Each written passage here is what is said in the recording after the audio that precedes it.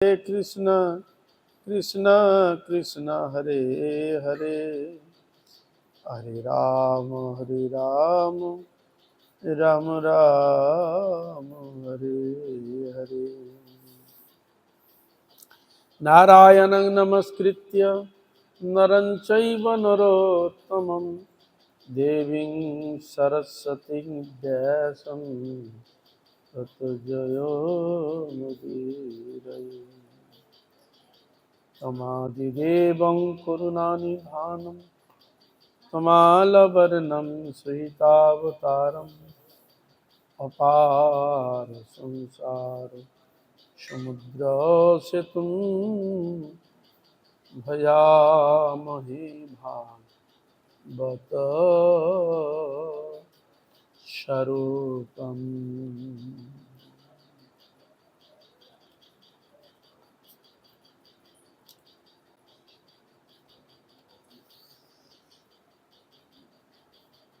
রাধা দামোদর ব্রত উপলক্ষে আমরা শ্রবণ করছি।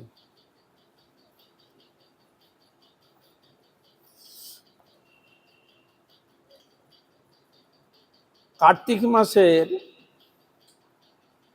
শেষ বা অন্তভাগ, সেখানে দীপমালিকা মহোৎসবের দিন উষাকাল। উষাকাল কোন সময় বলে? উষাকাল মানে ধ্রুবতারা উঠেছে, দেখা যাচ্ছে সম্পূর্ণ একটা অন্ধকার রয়েছে, সম্পূর্ণ এখনো উদয় হয়নি সূর্য, এমন যে ভাব। যে সময় শুকতারা উঠে দেখা যায় শেষ ভাগে, দীপমালিকা মহোৎসবের দিন উষাকালে, ভোরবেলা। মা যশোদা দেখলেন যে তার গোপাল এখন ঘুমাচ্ছে।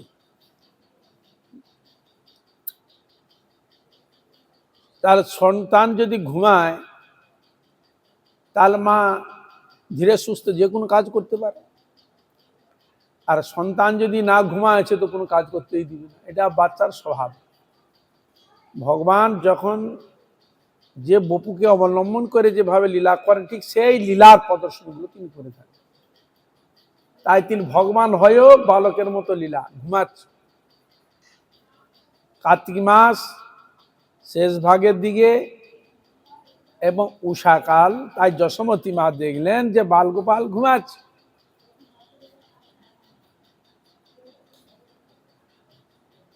আর নীল পদ্মের মতো চক্ষু দুইটি তাহার নির্মিলিত। কিরকম চোখ? বলছে নীল পদ্মের মতো চোখ। সেই ভগবান শ্রী কৃষ্ণের মুখচন্দ্র যখন দর্শন করলেন, যশোমতী মা পরম আপ্লুত হয়ে গেলেন। একে ভগবান বালগোপাল, তার রূপের ছটা একটা আলাদা, আবার নীল পদ্মের মতো দুটি চক্ষু, আর সে ভগবান শ্রীকৃষ্ণ বালগোপাল মুখচন্দ্র দর্শন করে যশোমতী মা পরম আপ্লুত হয়ে গেছে। তাই ভগবান কৃষ্ণ পালঙ্কের উপর বিছানায়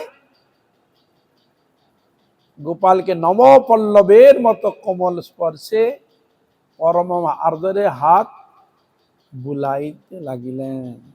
যশোমতী মা এরকম তার নিজের সৌভাগ্য বর্ণন করছে, আর গোপালের গায়ে হাত বুলিয়ে আদর করছে, স্নেহ করছে।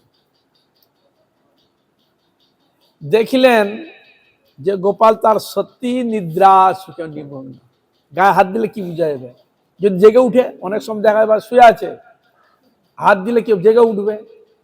তার যশোমতী মা পরীক্ষা করছে, আমি তো যাবো কাজে, আগে দেখি গায়ে হাত বুলিয়ে আদর করে দেখলো যে না ভগবান কৃষ্ণ একবার নিদ্রা আসুক, এই লীলা করছে তো, সে সব দেখছে জাগে ভগবান, তথাপি লীলা তো করতে হবে।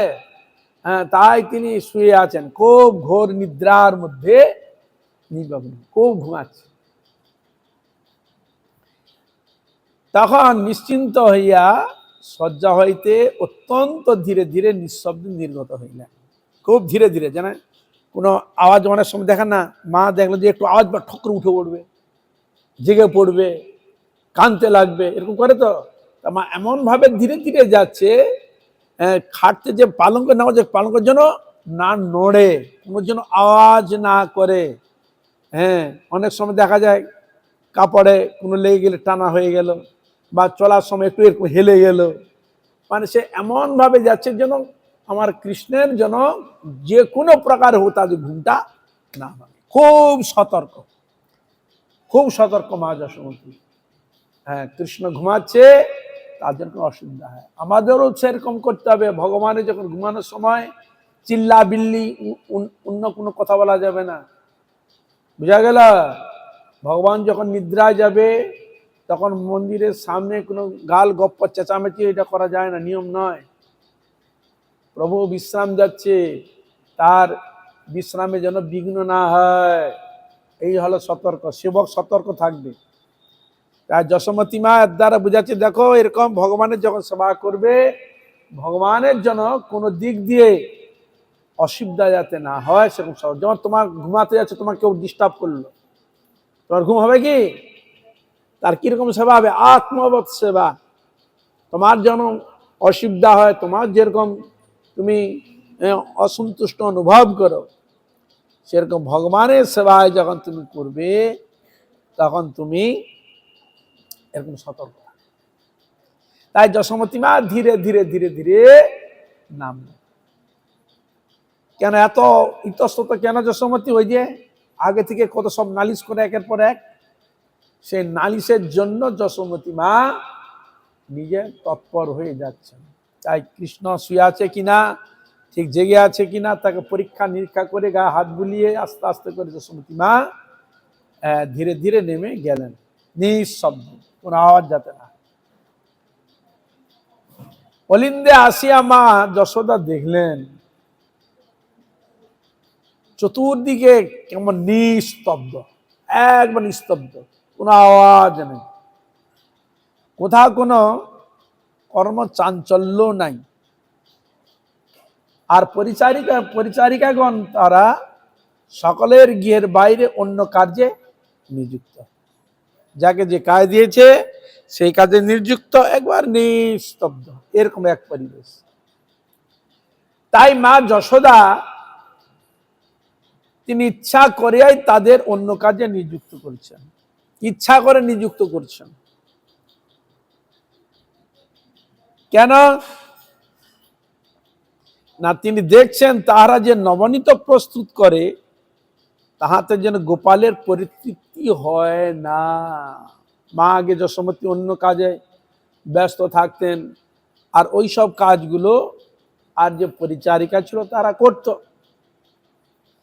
হয়তো সেইভাবে, হয়তো এমনভাবে করতো, হয়তো গোপালের সুখ অনুভব হয় না, ভালো লাগে না, এরকম হয়। কেন বলার তাৎপর্য দেখবেন, আপনি ওই জিনিসটা বানাচ্ছেন, যদি আপনার ভগবানের প্রতি স্নেহ প্রীতি ভালোবাসা যদি না থাকে, আমি ওই বস্তুটা তৈরি করলেও ওর মধ্যে স্নেহ অনুভব হবে না, প্রীতি অনুভব হবে না। বুঝা গেল? আপনি দেখবেন মন খারাপ করে গিয়েছেন, যে কোনো কারণবশত হোক, অন্যান্য দিন যেভাবে স্নেহ করে প্রীতি করে রান্না করে সুষ্ঠুভাবে যে দিত, যে আমি সেবা করতেন, আর ওই দিন এমন রেগে মন খারাপ করে গিয়েছেন, এই করে রান্না করে দেখুন, সে আগে যে খেয়ে যে তৃপ্তি পেত, এখন তাকে সেই জিনিসটা দিলেও সে তৃপ্তি পাবে না।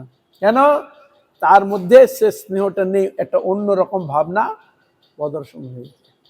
এই জন্য ভগবানের যখন রান্না করা হবে, ভগবানের যখন সেবা করা হবে, তখন ভগবানের চিন্তা করতে করতে মন কোনো দিকেই দিবে না। ভগবানের সেবা কাজে ভগবত চিন্তা করতে করতে ভগবানের সেবা কাজ করতে, এই হলো নিয়ম বিধি। কিন্তু কলিযুগের মানুষ আমরা কজন মানি? বকর বকর বকর বকর, মুখ থেকে থুতু বেরিয়ে যাচ্ছে, হ্যাঁ, বকর বকর করে যাচ্ছে, অন্যমনস্ক হয়ে যাচ্ছে, হাত কেটে যাচ্ছে, কাটতে কাটতে রক্ত লেগে যাচ্ছে, কত রকম ডিস্টার্ব। হ্যাঁ, পায়ে জল ঢুকে যাচ্ছে, নানা রকম। এটা নিয়ম নয়। এইটুকু আমরা মানতে পারছি না, ভজন তো অনেক দূরের কথা। মনটাকে ভগবানের চরণে বসিয়ে যার ভগবানের সেবা করলে ভগবানের চিন্তা করে সেবা করতে হয়। ভগবত চিন্তা করে যদি সেবা করা যায় তাহলে হবে, পাওয়া যায়। হরিকথা শুনলে ভগবত চিন্তা, হরিকথা বললে ভগবান চিন্তা, মানে যা কিছু করবে ভগবত চিন্তা করে করতে হয়। তাহলে তার মধ্যে ভগবান তৃপ্তি লাভ করে, স্নেহ। তাই তিনি দেখলেন তাতে যেন গোপালের পরিতৃপ্তি হয় না, গোপাল যেন তৃপ্তি পায় না। এই জন্য হয় অত গোপী গণের বাড়িতে হয়তো এরকম চুরি ফুরি হয়তো করে। এই হলো মা এরকম মনোভাব নিয়েছেন। তাহাদের অবশ্য কোনো দোষ নাই, প্রকৃতপক্ষে এ বিষয়ে তাহাদের অভিজ্ঞতাও কম, স্বাভাবিক। নিজের সন্তানের প্রতি মায়ের যে স্নেহ প্রীতি যে থাকবে, অন্য কাছে গেলেও তার সন্তানের অন্য কারো কাছে সন্তান গেলেও ওই একইভাবে সেই সন্তান সে সুখ অনুভব করে না, মাও সে সুখ অনুভব করে না। কেন না? নিজের মমত্বর মধ্যে সন্তানের একটা প্রীতি আলাদা লুকিয়ে আছে। এখন আপনি বলবেন তার গোপাল তো যশোমতীর মা, তার নালে এরকম ভক্তি আছে, এরকম হতেই পারে, তা আমাদের তো সন্তান নয়, তা আমাদের ভক্তি শ্রদ্ধা হবে কেন? হরে কৃষ্ণ। হ্যাঁ, কেন হবে? বলে হবে। কেন না? ভগবানের যে অংশ, যে আত্মা আমার মধ্যে রয়েছে, তো সে প্রোটিনটা তো রয়েছে, ভালোবাসা স্নেহ প্রোটিন রয়েছে ভগবানের। এই জন্য তো আমরা বেঁচে আছি। এই জন্য ভগবান তো বলছে আমাকে মন ভবা মন মনা ভব মদ ভক্ত মজ্জাজি মাং নমস্কুরু, আমার ভজন করো, আমার গুণগান করো, আমার কীর্তন করো, আমার সেবা করো। দাবি কেন করছে? না, তুমি যে বেঁচে আছো, আমি আত্মা হয়ে তোমার ভিতর রয়েছি বলে তুমি বেঁচে আছো।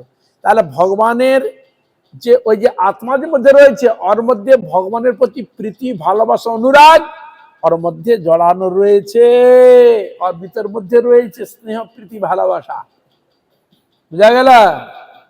ওই স্নেহ ওর মধ্যে সংযুক্ত রয়েছে, ভালোবাসাটা। তাহলে আমাদের হবে না। তাহলে হচ্ছে না কেন? সম্বন্ধবিহীন। আমরা যে সেবা করি সম্বন্ধবিহীন। আর এখানে সন্তানকে ভালোবাসি কেন? সম্বন্ধ, এই আমার ছেলে, এ আমার মেয়ে, সম্বন্ধ আছে। কিন্তু ভগবানের সঙ্গে সম্বন্ধ, সে তো আমার ছেলেও নয়, আমার পুত্র তো কেউ নয়, তার সঙ্গে ভালোবাসা হবে কেন? তখন বলছে আমার আরাধ্য বস্তুকে, তাকে তোমার ওই, যদি তোমার কৃষ্ণকে যদি তোমার যেভাবে ভালোবাসার থাকে, সে ভালোবাসাটা সম্বন্ধ তৈরি করে নাও। এই যে রসটা একে দুই দিকে বলা হয়েছে, একে সম্বন্ধও বলা রয়েছে, আবার রসও বলা রয়েছে। বুঝা গেল? সম্বন্ধও বলা রয়েছে এবং রসও বলা, দুটোই বলা রয়েছে।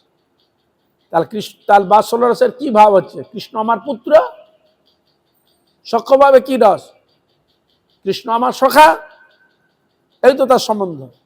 তাহলে তাহলে আমাদের ভালোবাসাটা হয় না কেন? না, ভগবানের সঙ্গে সম্বন্ধ নেই। এই জন্য যশোমতী মার সেরকম সম্বন্ধ রয়েছে। এই যে সম্বন্ধটা এখানে কাজ করে, কিন্তু দেখবে তোমার মধ্যে শ্রদ্ধা ভক্তি থাক না থাক, কিন্তু সম্বন্ধটা তো জুড়ে তো রয়েছে। এই জন্য সে সম্বন্ধটাই তোমার সেবা করার, প্রীতি করার কাজে অগ্রসর করিয়ে দেয়, নাহলে করায় না। বহুদিন আগে কবে থেকে বন্ধু বান্ধব ছিল বা আত্মীয় করেছিল, কাটাকাটি হয়ে গেছে, হঠাৎ একদিন কুইতে কুইতে এসে যে দর খুলছে, দরজা ঠক ঠক ঠক ঠক করছে, তোমার খুলবে না কেন? কেন চোর নাকি বদমাশ হবে রাত্রে এসে?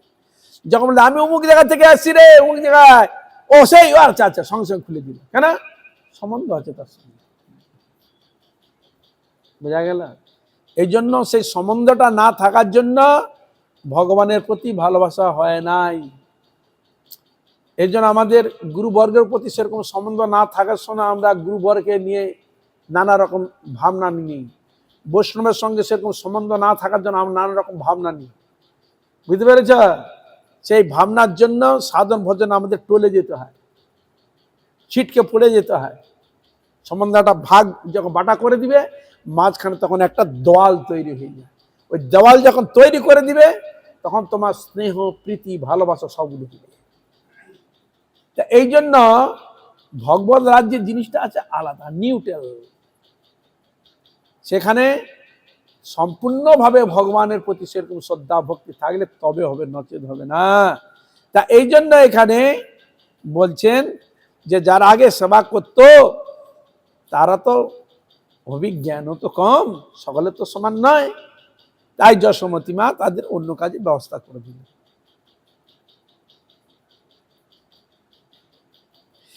তখন তার মা যশোমতীর মা কি ভাবনা জাগলো, ওরা তো অনভিজ্ঞ, ওরা যে সুস্বাদু ননি যে তৈরি করে, হয়তো গোপালের ক্ষুধা নিবৃত্তি হয় না, এই জন্য গোপাল চুরি করে। বুঝা গেল? চুরি দুই প্রকার হয়, একটা স্বভাবে, একটা অভাবে। তা এই লীলাতে বোঝা যাবে স্বভাবে করে না অভাবে করে। এটা তার স্বভাব নয়, অভাব নয়, এটা ভক্তের প্রেম অনুরাগকে বর্ধন করার জন্য তার এই লীলার চরিত্র কীর্তিত রয়েছে। একটা বাচ্চা কিরকম ভাবে তাকে করবে, তার এই শিশু অবস্থা তার যে করণীয় সে ভাবগুলোকে এখানে প্রদর্শন করছে। তাই প্রতিদিনই গোপবধূ আসিয়া কোনো না কোনো অভিযোগ করে যায়, কোনো না কোনো অভিযোগ করে যায়। এটা মা যশোমতীর ভাবনা যে ওইগুলো করি, ও ঠিক মতো হয় না, তা লোকের বাড়িতে কেন চুরি করতে, লোক কেন বারবার নালিশ করে। এই যে যশোমতী মা তিনি চিন্তা করলেন তার গোপবধূগণ এসে কোনো না কোনো তার অভিযোগ করে যায়।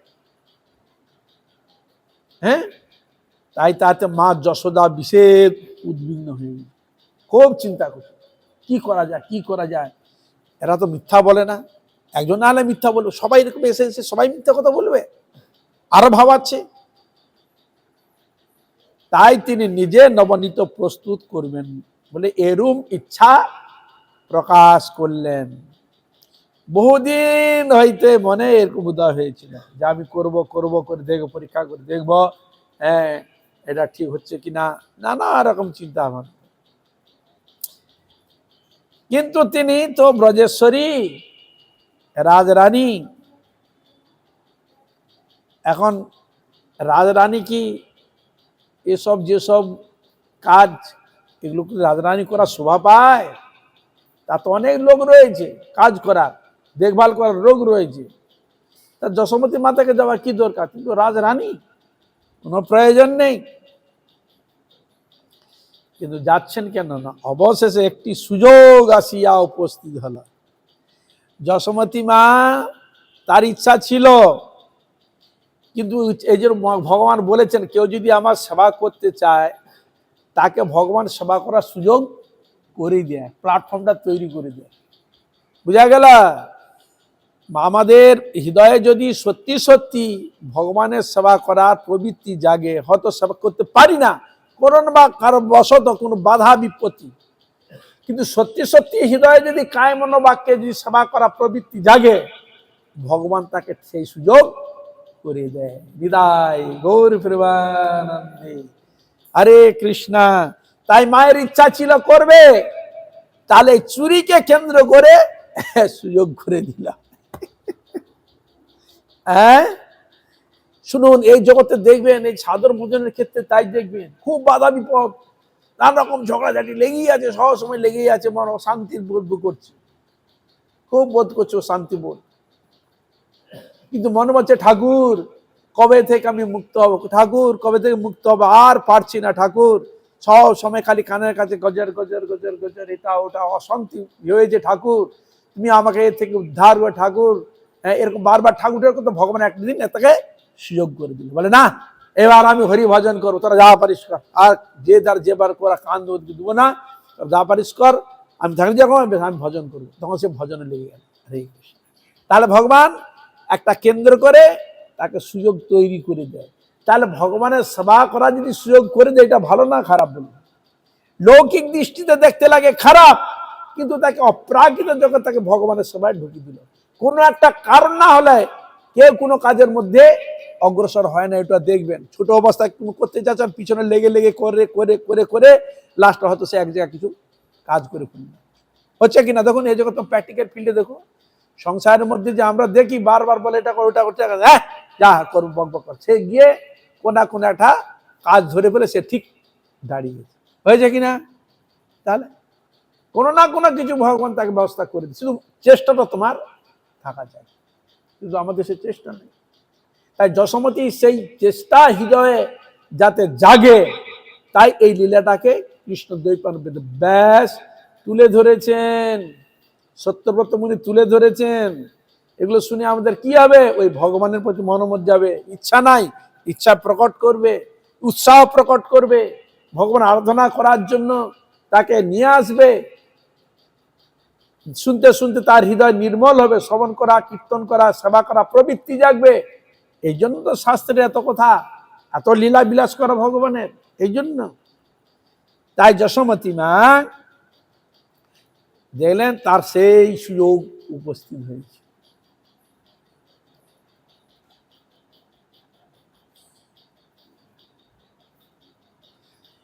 তা কুলপ্রথাক্রমে বাৎসরিক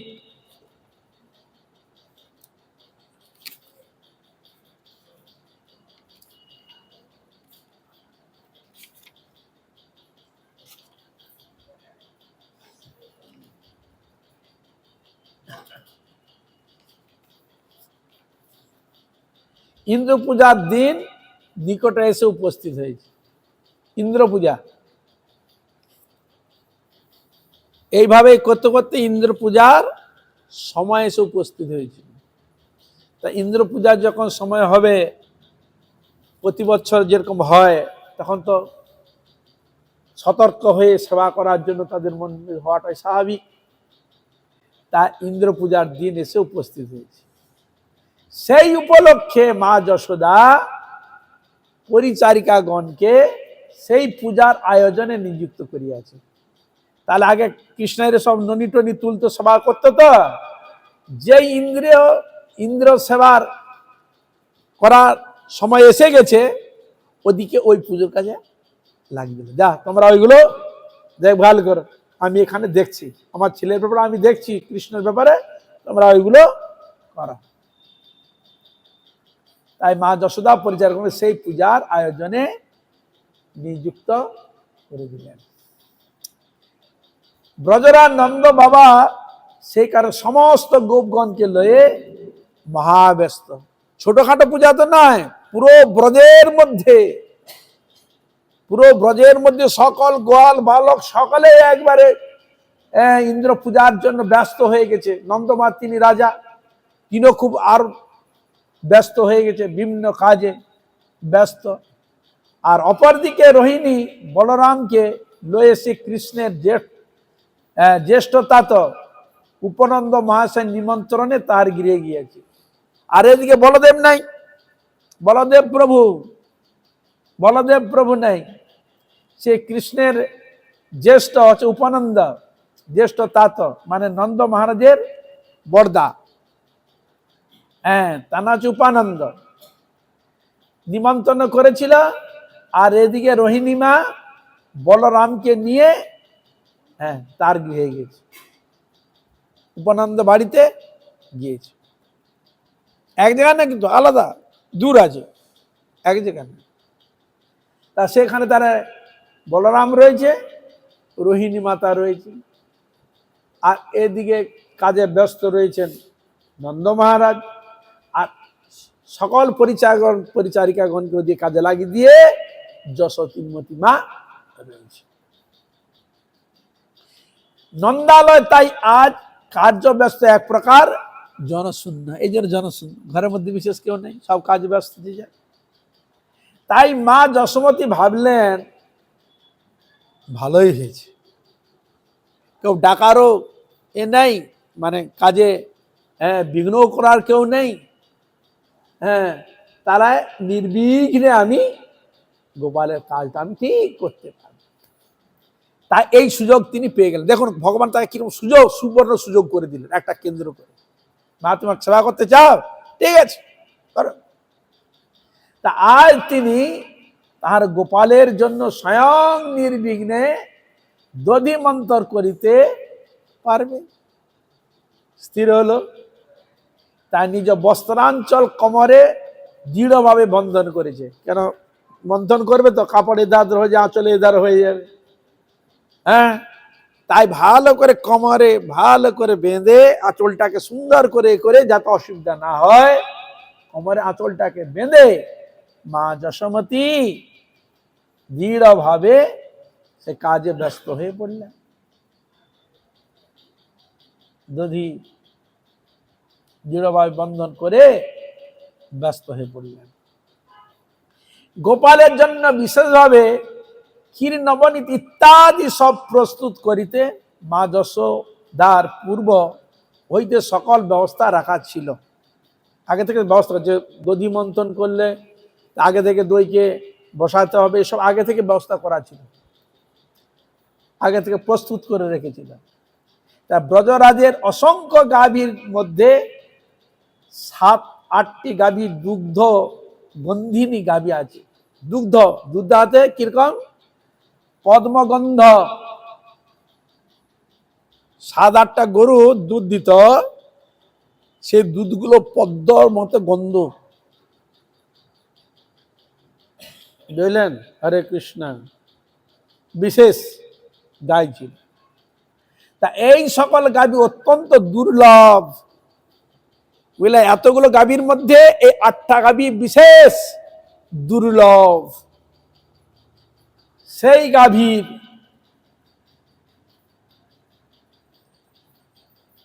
দুধ ব্যবস্থা করলেন। এই সকল গাভী অত্যন্ত দুর্লভ। ঘোড়ার মধ্যে যেমন একটি কৃষ্ণ, আচ্ছা কর্ণ কৃষ্ণ বর্ণ, এই প্রকার ঘোড়া অতি দুর্লভ। বলছে ঘোড়ার মধ্যে নাকি কৃষ্ণ বর্ণ ঘোড়া নাকি দুর্লভ, সবসময় হয় না, গা চাপা চাপাই হয়, দুর্লভ। এই প্রকার ঘোড়া অতি দুর্লভ। ঠিক তেমনি গাভীর মধ্যে পদ্মগন্ধিনী গাভী, এই জাতীয় গাভী কেবল সুগন্ধি তৃণ মাত্র গ্রহণ করে, অন্য কিছু খেত না। তৃণ মানে ঘাস, দুর্বাহ গ্রহণ করতে। অন্যান্য যেমন গাই এটা ওটা সেটা খেয়ে নেয়, এ কিন্তু তা খেত না। এ হচ্ছে সুগন্ধি তৃণ ভোজন করত। তাই সেই দুগ্ধগুলো গন্ধ আছে পদ্মের মতো। আর দুধ হতো খুব সুস্বাদু, সত্যি সুস্বাদু। আমরা সুস্বাদু বর্তমানে পাচ্ছি না কেন?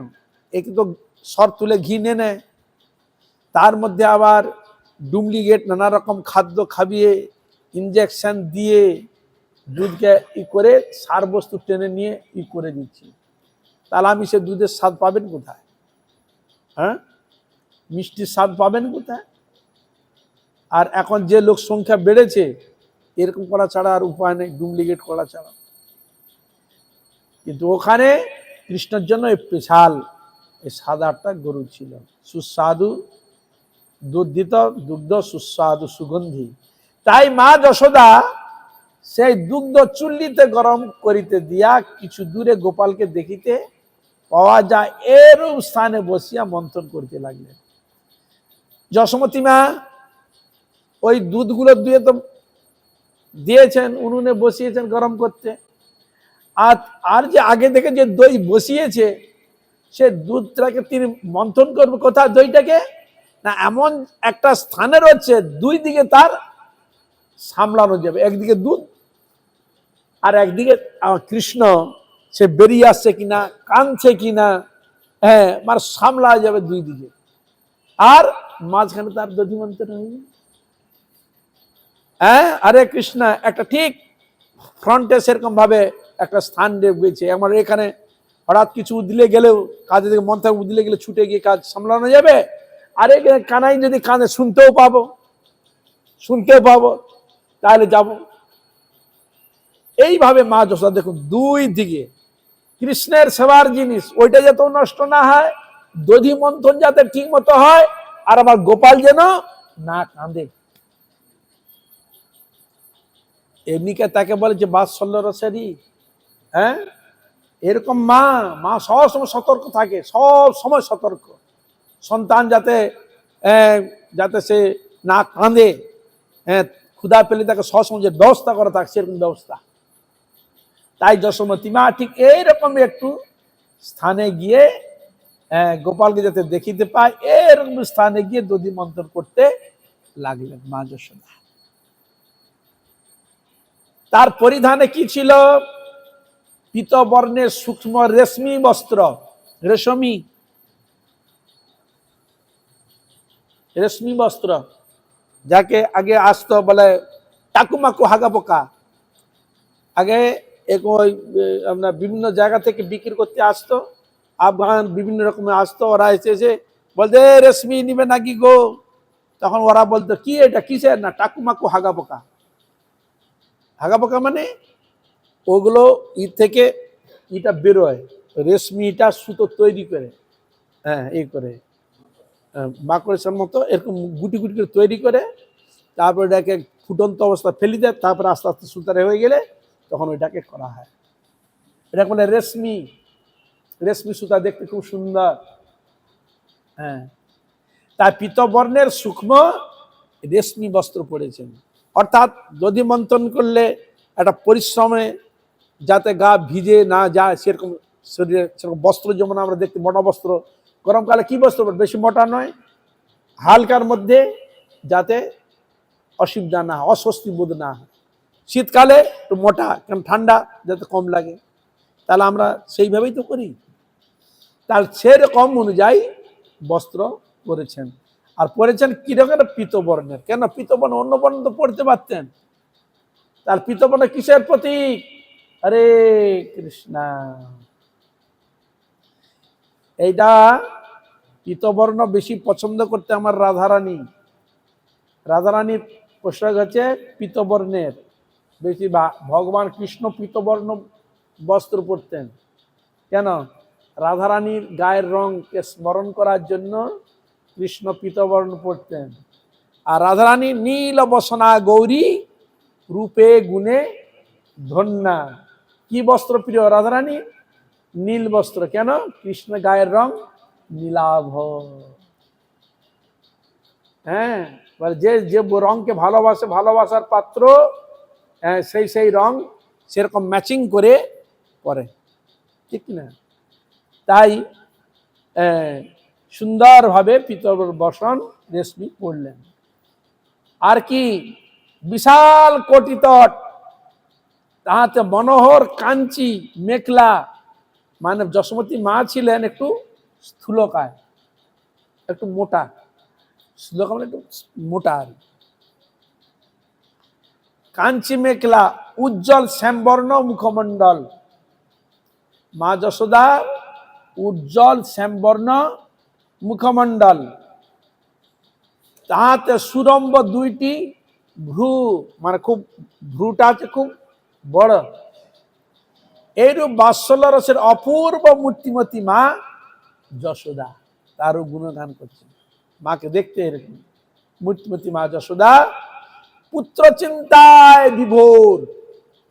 কোন চিন্তায়? কৃষ্ণ চিন্তায়। কৃষ্ণ চিন্তায় তিনি বিভোর হয়ে গেছে। মন্থন মধ্যে, আচ্ছা, দধি মন্থনে মত্ত হইয়া পড়িলেন। এমন ভাবে তিনি কৃষ্ণ চিন্তা করতে করতে দধি মন্থন করছে। আর রূপ দেখুন, কৃষ্ণ চিন্তা করলে না পুরো রূপ সামনে আসবে। আর ঘুমাচ্ছে, মানে কৃষ্ণ ঘুমালে কেউ যেন কৃষ্ণ ওরই কাছেই আছে, এরকম ভাব। কৃষ্ণ তো ওখানে শুয়ে আছে, কৃষ্ণ চিন্তা তো কৃষ্ণ কার কাছে? উনার কাছেই যেন কৃষ্ণ চিন্তা করতে করতে বিভোর হয়ে গেছে। মন্থনে পরিশ্রমে ক্রমশ মুখমণ্ডলে মুক্তার ন্যায় ঘর্ম বিন্দু উদিত হইতে লাগিল। পরিশ্রম হচ্ছে, মন্থন করছে, আর ঘামগুলো ঠস ঠস করে পড়ছে, বিন্দু ঠস ঠস করে পড়ছে। মন্থনের তালে তালে কর্ণে কুণ্ডল দয় দুলিতে লাগিলা। দোদুল্যমান মা যশোমতী যখন ঘর ঘর ঘর ঘর, কানে যে ইগুলো পড়েছে, কুণ্ডল গুলো দুলতে আরম্ভ করেছে। হস্তের কঙ্কনি গুলো কি হলো? ঝঙ্কারময় বাজতে উঠল, ঝানাক ঝানাক। হাতে, একে তো রাজরানী হাতে অনেক রকম চুড়ি অন্যরকম সোনা দানেরই আছে, যখন করছে ঝানাক, হাতে যখন টানলে ঝানাক ঝানাক ঝানাক ঝানাক ঝানাক ঝানাক, হ্যাঁ, আর কুণ্ডলগুলো দুলছে, হ্যাঁ, মানে এখানে বায়নাতে কুণ্ডলগুলো যেন স্বতঃস্ফূর্ত ভাবে, হ্যাঁ, সেই জন্য প্রাণ পেয়ে দুলতে, ওই জন্য নৃত্য করতে আরম্ভ করেছে, কুণ্ডলগুলো যেন নৃত্য করছে কর্ণের মধ্যে প্রাণ পেয়ে যেন। আর আনন্দ কিসে? ওই যে মা যশোমতী গুনগুন গুনগুন করেছে, ভগবান কৃষ্ণ চিন্তায় বিভোর রয়েছে, আর এখানে ঝনক ঝনক করে যেন কেউ করতাল দিচ্ছে, বলে নাচার কেউ, যশোমতী মা যখন কীর্তন করে বলে নাচার কেউ ছিল? বলে হ্যাঁ। কে ছিল? ওই কুণ্ডল গুলো ছিল নাচার জন্য, নেচেছিল। বলে বাজনা বাজনা না বাজলে তো নৃত্য হবে না, তা বাজানোর জন্য কে ছিল? মায়ের হাতে যে চুড়িগুলো রয়েছে সেই চুড়িগুলো ছিল বাজনা, ঝানাক ঝানাক ঝানাক ঝানাক বাজে, আর এখানে কানে নৃত্য করছে, আর যশোমতী মা ভাবে বিভোর। কবরী হইতে মালতী পুষ্প মেঘ হইতে জল বিন্দু ধারার মতো বিগলিত হইতে লাগিল। মাথায় ছিল আবার মালতী পুষ্প, মাথায় দেওয়া ছিল, মেঘ বইতে যেমন জল বিন্দু ঠস ঠস করে পড়ে, সেরকম ঘাম হয়ে ওখান থেকে ঠস ঠস করে পড়ছে, জল বিন্দু ধারার মতো বিগলিত হইতে লাগে। আর কণ্ঠ হইতে মধুস্রাবী স্রোতে তাহার প্রাণধন কৃষ্ণের অমীয় চরিত গীতির ঝর্ণা প্রবাহিত হইতে লাগিল। বলে এখানে ঘামটা ঝরছে, আর মুখ দিয়ে কি হচ্ছে? ভগবানের অপূর্ব অপূর্ব যে নাম গীতি রচনা সেটা ঝরছে, ভগবানের নাম গুণগান কীর্তনে ঝরছে, মানে এরকম পরিবেশ। তাই পুত্রকে তিনি গান শুনাইতে ঘুম পাড়াইয়া থাকেন। বলে মায়ের মুখ থেকে এরকম গান অটোমেটিক গুলো আসে কেন? বলে কৃষ্ণ যখন ঘুমাতো না, তো তাকে ঘুম করার জন্য রোজ গান করে, সে রোজ গান করতে করতে তার অভ্যাস হয়ে গেছে, তা এখানে যেটা যখন সেবা করছে তার মুখ থেকে সেই গানগুলো বেরিয়েছেন, কৃষ্ণ বিষয়ক গান। তাহলে গানটা এরকম না যেমন আজকাল গান দেখা যায়, আয় রে পাখি নেট ঝলা দিব তোরে দুধ কলা, খাবি দাবি কলকলাবি, খোকনকে নিয়ে খেলা করবি, এইসব গান নাই। আরে কৃষ্ণা, হ্যাঁ, এখানে গান হচ্ছে ভগবান কৃষ্ণ বিষয়ক গান, তার মধুর মহিমা সদৃশ গান, রূপ মাধুরীর গান সেখানে প্রকটিত হচ্ছে। তাই চঞ্চল পুত্রকে আরো অধিকক্ষণ নিদ্রাম রাখিতে মাতা যশোদা কীর্তন করিতে লাগিলেন। আর কি উপায় দেখালেন? থিওরি বলছে, এই যে কীর্তন আমি করছি, তাহলে কৃষ্ণ জানবে যে মা আমার কাছে আছে, মা আমাকে গান শোনাচ্ছে, হ্যাঁ, তাহলে মার জন্য তার ঘুম ভাঙবে না, মা তো আমার কাছেই আছে, হ্যাঁ। তাই তিনি এমন গান করছে, কৃষ্ণের কানে যাচ্ছে কানটা, হ্যাঁ, এমন গান করছে যেন আমার গোপাল যেন ভাববে যে মা আমার কাছে আছে। যখন ঘুমিয়েছিল, পাড়াতে নিয়ে গেছিল, মা যশোমতী তাকে গান শুনিয়ে গায়ে হাত বুলিয়ে সব ঘুম করিয়েছে না, তাই উনি ভাবলেন আমি গানটা করি, আর গান করতে করতে তিনি ভাবলেন তাহলে আমার কানাই তো ঘুমাচ্ছে, ও ঘুমের থেকে উঠেও পড়বে, আর গানটা যদি যা কানে যাবে তার যেন মা আমার কাছে আচ্ছা আমাকে গান শোনাচ্ছে। দেখুন কি ভাবনা, দেখুন প্রত্যেকটা তার কাজের ভাবনা কে দিকে? ভগবান কৃষ্ণের পিতার্থে, গোবিন্দের পিতার্থে প্রত্যেকটা জিনিস সেখানে ভাবনা প্রদর্শিত হচ্ছে।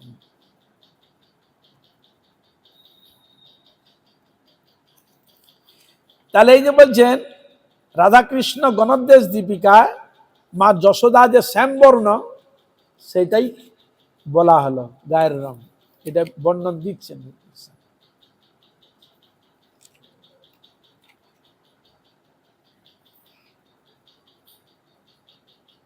নন্দকুল শিরোমণি তোমারে ব্রজভূমি, থাকো তুমি সদা বিদ্যমান, অনেক সুকৃতি ধনে লভে তোমা ব্রজজনে, নয়নে আনন্দ মূর্তিমান।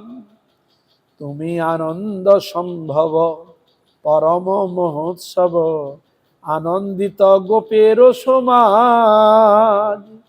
অপুত পুতনা নাশে সর্বত্র মঙ্গল ভাসে, ব্যাপ্ত সর্ব ব্রজ ব্রজরাজ। ধৈর্য হয় নিবারণ দেখি সকট উলটন, তব কুশলেতে ধরি প্রাণ।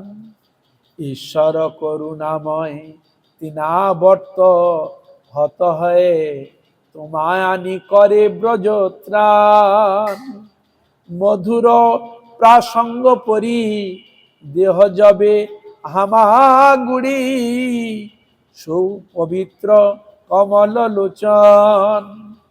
ননটাদি যতয়ার সর্বদৃশ্য মধ্যে সার, হইলে এত কি রূপে নিপুণ।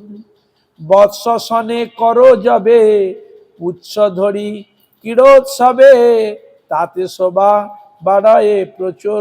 কৃষ্ণ যখন ওই গরু চড়াতে যেত, ওই বাছুরের ন্যায় ধরে ছুটত। এইসব লীলাগুলো মা যশোমতী ওই করতে করতে স্মরণ করছে।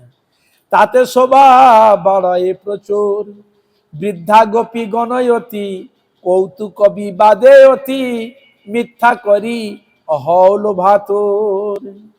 এই রূপে তুমি মোরে লক্ষ্য করি জননী রে, সুখ রাশি করহ বিস্তার। দ্রুত তুমি হয়ে বড় কর ক্রীড়া বহুতর, দেহ দর্শন চমৎকার। মুখ মধ্যে ত্রিভুবন দেখি মোর বিস্মাপন, বিষ্ণু মায়া হয় সুনিশ্চয়। বিষ্ণু পূজা ফলে মোর হও সুখদাতা বর, জরা মৃত্যু নাহি রহে রহু তোই। মা যশোমতী মা এই আনন্দে ভগবান শ্রীকৃষ্ণের এই মধুর লীলা বর্ণন করছে। আজ এখানে থাক, আজ সময় এখানে শেষ, আগামীকাল আর প্রত্যেক আরম্ভ। এখানে রহিল গ্রন্থ অমৃত লহরী, গৌর প্রেমানন্দে সবাই মিলে বলুন হরি হরি। রাধা দামোদর জিউ কি, আপনার কৃপা করুন আশীর্বাদ করুন, এইভাবে যেন হরি গুরু বৈষ্ণব। কৃষ্ণ কৃষ্ণ হরে হরে, হরে রাম রাম, রাম রাম হরে হরে।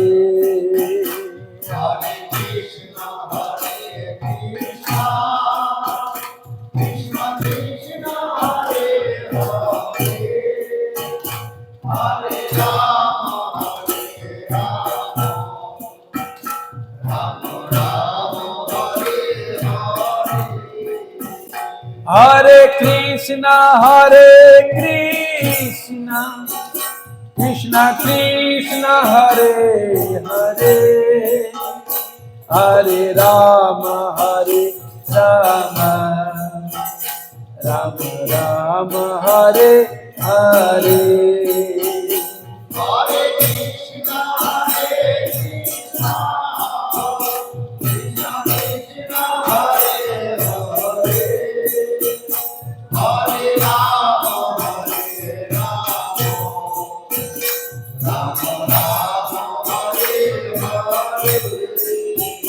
जय राधा दामोदर, जय राधा दामोदर, जय राधा दामोदर, जय राधे।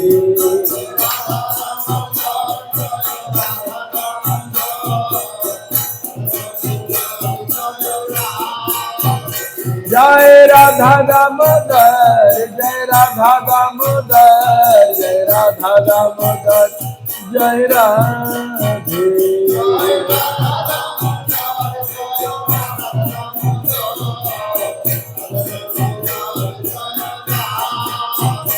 हरि बोल हरि बोल, हरि बोल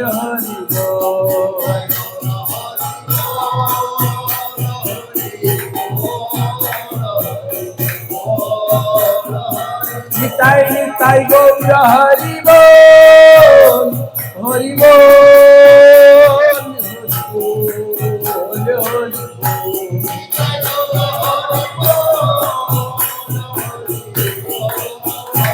হরি বল।